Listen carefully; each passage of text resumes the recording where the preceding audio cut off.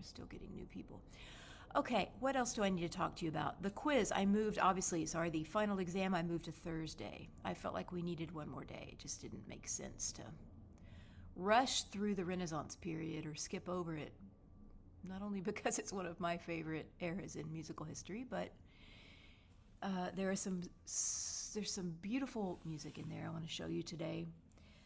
Gorgeous things, big innovations, big technical advances, and we should definitely spend some time on that. So your exam will be Thursday. Your exam will be online meaning that you need to log into Zoom in order to take the exam. You do not have to go to the classroom in person to take the exam. So it will be online. It will be open book. There won't be any listening exercises or listening examples because you did that last week. And that's the next thing I want to ask you about. Make sure that you go to BB Learn and look at all of the tests, all the things that you should have submitted by now. Your listening quiz 1, your My Personal Music History assignment, your exam 1, your listening quiz 2. Make sure that you have grades for everything in there. If you don't see a grade, that means that your submission needs to be tracked down. Because at this point, I've entered everything that I think that I've been sent. That first listening quiz and exam was kind of crazy because I didn't have the BB Learn site set up correctly yet, and you all were submitting to me over email. So it's possible that I just missed it on email. And you've already submitted it. If that's the case, let me know sooner rather than later so I don't lose it. But I think at this point, everybody's grade should be in there. I wanted to also tell you that the listening quizzes will be either averaged at the end of the semester, all together. I think there's 6 of them. Or the lowest one will be dropped. Your lowest score will be dropped.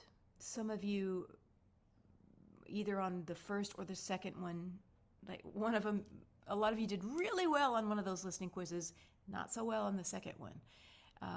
Don't worry, I wanted to say you're not going to fail this class because of one score on one listening quiz. I will make sure that that does not happen. Any questions so far about that or anything else? Put it in the chat or speak out.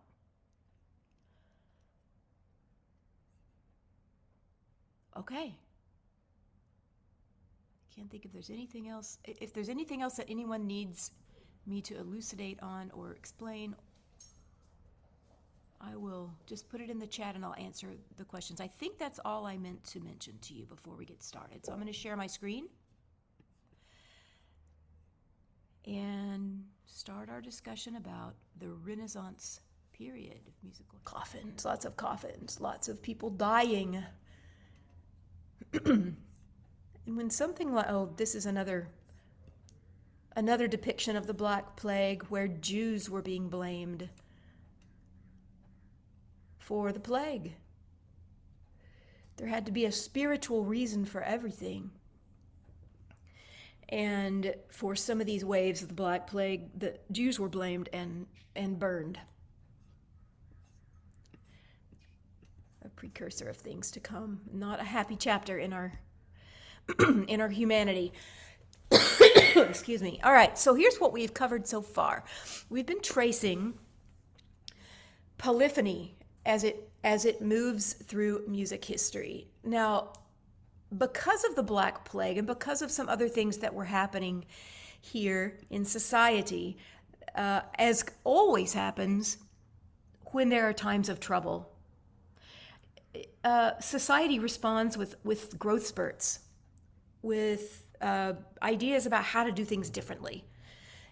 In the case of the early medieval or Middle Ages, the early medieval period, we start to see people experiencing great pain and great sickness and great upheaval and crops dying and famine going on at the same time.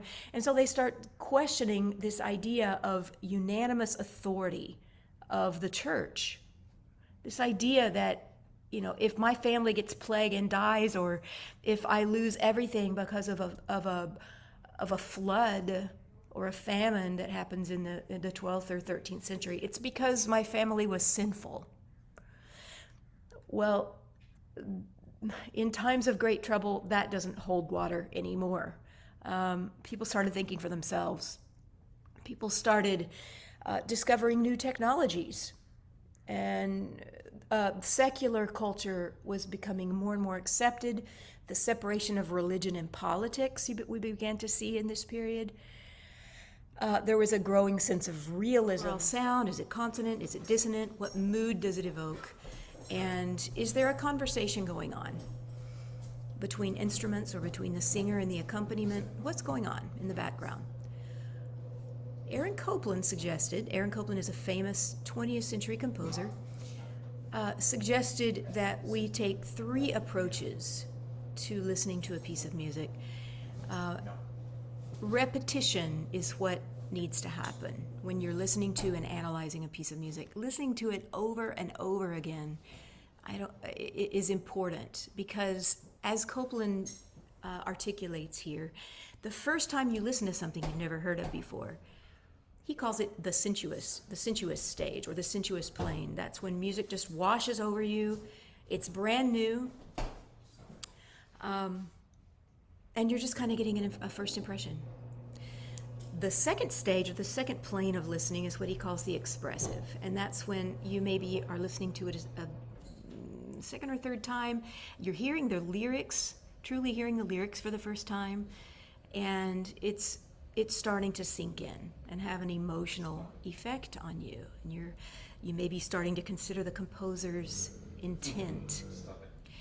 The third listen, or the third or fourth repetition, you know the piece well enough that you're starting to dive into the inner workings of the music and listen to things like historical period, what instruments are being played, how it's organized, the inner workings. So keep that in mind as you listen to this piece of music, maybe possibly for the first time today. I know who you are, and this is completely anonymous. So if you didn't watch it, please be honest, so I'll have an idea of whether it's worth playing again bits of in class. All of a sudden, that bar went up. Got 6 participants. Okay. Yes, please be honest if you didn't watch it. Those of you who did watch it.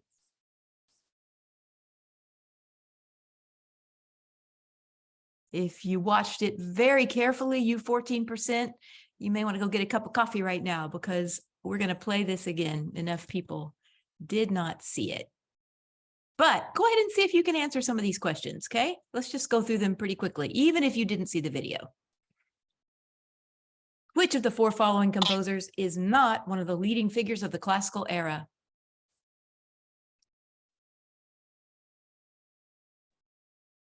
You are correct. Handel is not one of the leading figures of the classical era, not because he's not a leading figure as a composer, but because he does not belong to the classical era. Trick question. He belongs to the Baroque era. Very good. Cast your votes as quickly as possible, because we've got a lot to cover today. Don't think too much. Just give your first impression. What years does the classical period refer to or encompass? Yes, 1600 to 1750 was the Baroque period. What was the main purpose of music during this time period?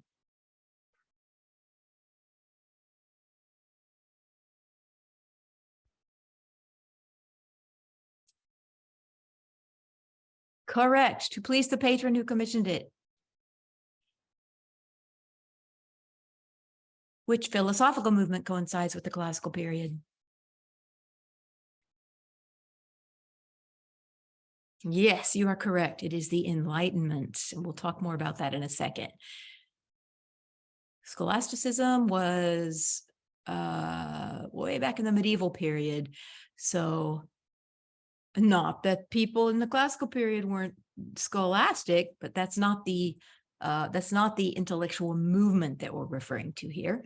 Which instrument was invented during the classical period?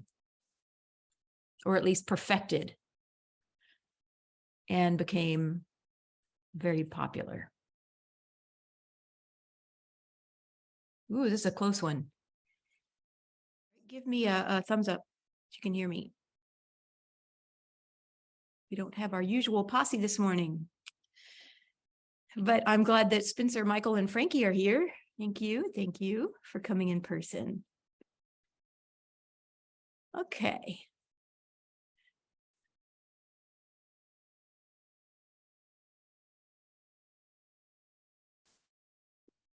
I'm going to share screen with you. Oh, I hear some people coming in. All right. Yeah, we've got our core group in the classroom ready to go. Good morning, everybody. Good morning. Good morning. Good morning. All right, starting off our discussion this morning, we'll be on page 295 in our textbook. I want you to turn there if you've got your book or your ebook handy, and want to discuss with you for a second this idea of how to reconstruct an old piece of music. Some questions came up about that right about the time when the musical public began to be interested again in performing old music. And here are the questions that came up. You know, 50 years ago, we, as performers and musicians, we used to just play everything the same way, whether it was an opera from 1607 or an opera from 1867. That's all that we thought all we knew how to do. But then musicology came along as a scholarship, and we started finding people, we started hearing from people who said, wait a minute, this music is not supposed to be played the same way that we play a romantic symphony. It needs to be performed differently. We need to be faithful to the way that the music would have been performed. And so this is a wave of thought that really caught on around the world and fascinated musicians. And here are the questions, the central questions that came up out of what was called the historically informed performance practice. Sometimes it's referred to as HIPP, historically informed performance practice.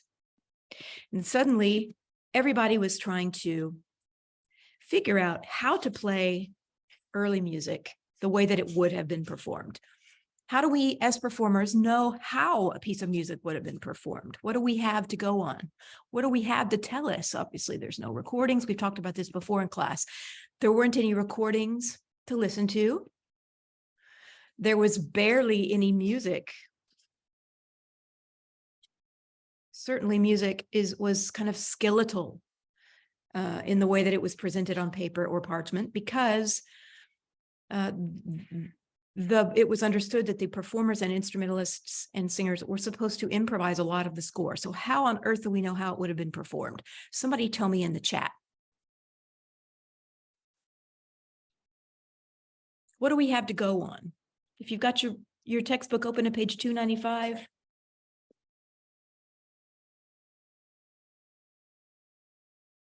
Spelled out for you.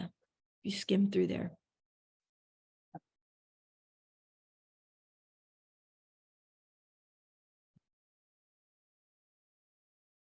Anyone have an idea?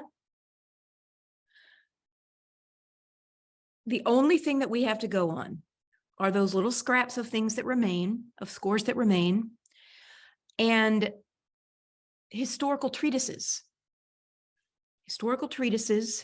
and instruction books or guidebooks. And then we also have people's journals, diaries, who describe, these are primary sources, called primary sources, people who were actually at these performances and described how they looked.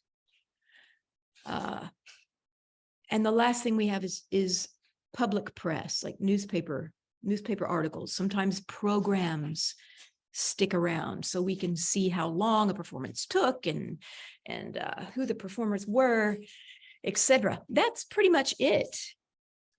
That is all we have to go on.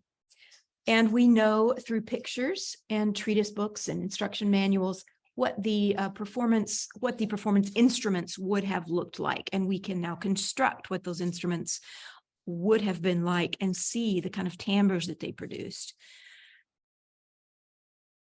Okay, next question. Should we try to recreate it the way it was? Is that an obligation that we have? Is it just a curiosity? Should we try to reconstruct old music the way it would have been played? Is it even possible to perform old music exactly the way it would have been performed? Or are there always limits to what we can know? Any responses? Anybody want to offer an opinion about that? This is these are questions that became a very big deal about 20 years, 30 years ago. And people began to ask them, and people began to argue about them. And it became a very controversial issue. So please keep these questions in mind. Should we reconstruct it the way it would have looked on stage, or are we free to take it out of its own time as an opera director and put it into a new time period? That is a thing these days. That's a trend. They're called modern. Sometimes they're referred to derogatorily as Eurotrash or schmopera. And what that refers to is, well, some people think very negatively about taking a performance tradition and turning it on its ear, producing the same music and with the same instruments, but having the stage portray a modern setting. We'll look at a couple of those. I'm anxious to see what you think. Some people love them. Some people don't like them. Some people think they're liberating. Other people think that they're abominable, because how dare you mess with something so sacred as a piece of old music? Okay, keep these questions in mind, because we're going to be looking at some music that does attempt, at some performances that do attempt to reconstruct the way that it would have sounded in the 1600s. Okay, Baroque opera, terms to know. I'm adding to this as we continue along on our exploration, 17th century, and we get further into our topic. I'm going to be putting extra words on this slide with the hopes that at the end you can use it as a study sheet. We haven't talked yet about the word monody. Monody is sort of the same as monophony, except monody refers to the trend in the 17th century. Colin, no more. Sorry, no, sorry guys. It refers to the trend in 17th century vocal music to have just a single vocal line, one single vocal line with harmony underneath it. Continuo instruments playing harmony underneath. Sometimes it might be two people on stage singing, and that would be called a duet, obviously, like it is today, or three people, a trio, four people, a quartet, or a group of people, a chorus. But arias were typically sung by one person, and that was considered to be monody. And that was it's not that hadn't been done before, but it was being done in new ways with new harmonies and new arrangements. We know what castrati are. We've talked about ornamentation, improvisation, embellishment. One word that you may not have heard before is diminutions. We're going to talk about that a little more in depth today. And that's simply a way that mostly instrumental music chose to ornament a melodic line. With vocal music, it was generally considered, it was called embellishment or ornamentation during the Baroque period. Okay. What distinguishes opera from other forms of vocal music? This, by the way, is a sketch that was in an early program or perhaps a newspaper article of the composer who is generally considered one of the two earliest composers of something that we now call opera. in the form that it is, or similar to the form that it is presented today. Jacopo Peri. This little illustration is from 1600, and this is actually the composer. This is somebody's sketch of the composer, Peri, wearing a costume that Orpheus would have worn. There's his lyre, there's his cute little pink skirt and jacket, and his wreath of laurels, true to the Greek style, Greek drama. Okay, characteristics of early opera. Union of poetry, drama, music, art, stagecraft, opera, and ballet.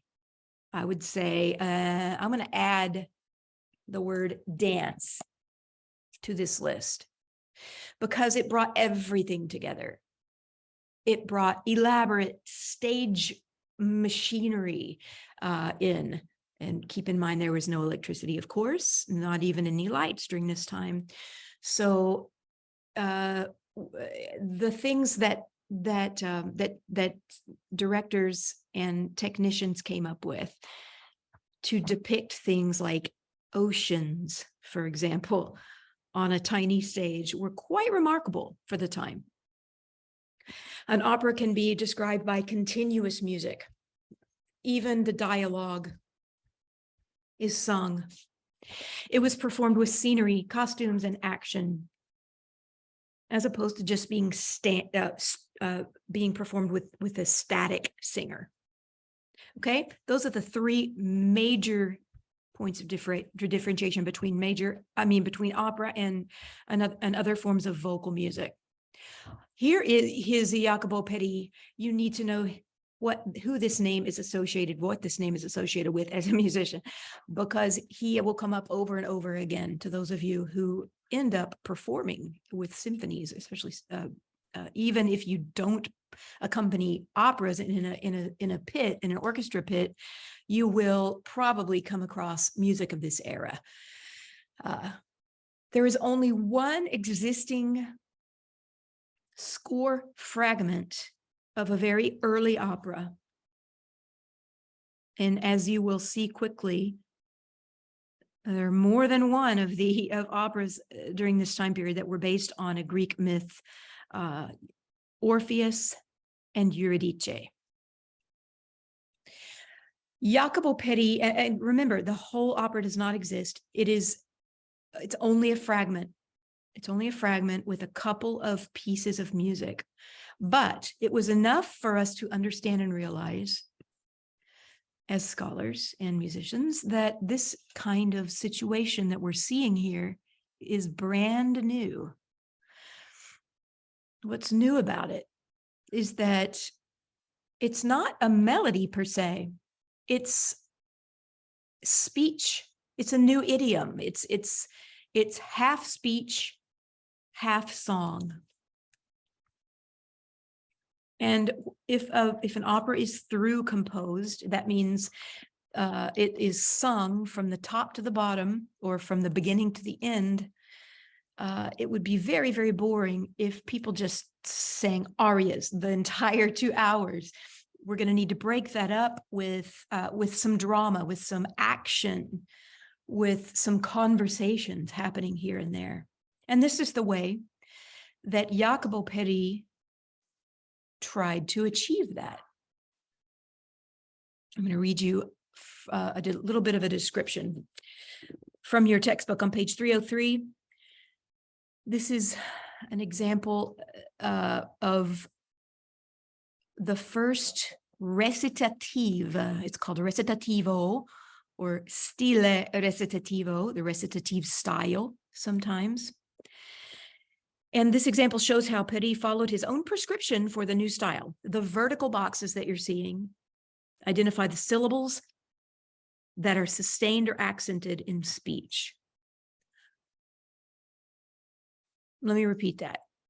It indicates the syllables that would have been accented if you were speaking the Italian. Okay, like, for instance, if you were speaking this text, ma la bella Eurydice movia danzando il pie sul verde prato, quando hai risorta acerba Angue curo è spietato.